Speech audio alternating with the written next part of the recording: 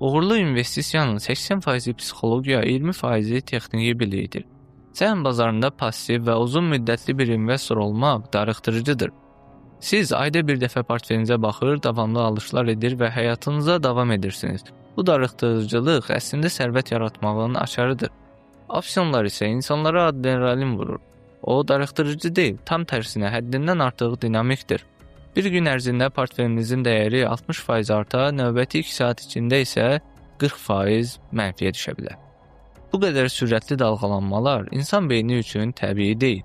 Ekran qarşısında qırmızı və ya yaşıl rənglərin saniyədə bir dəyişməsi insanın rasional investordan çox qumarbaza çevirir. Bir dəfə böyük pul itirdiyiniz zaman revenge trading, yəni qisas ticarəti adlanan çox təhlükəli bir psixoloji mərhələyə keçirsiniz.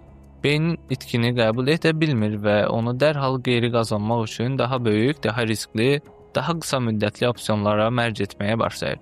Bir neçə gün ərzində illərin qənaəti yox olur.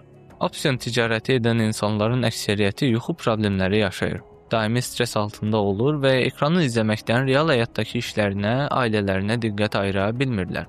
Bu maliyyə azadlığı deyil, maliyyə köləliyidir.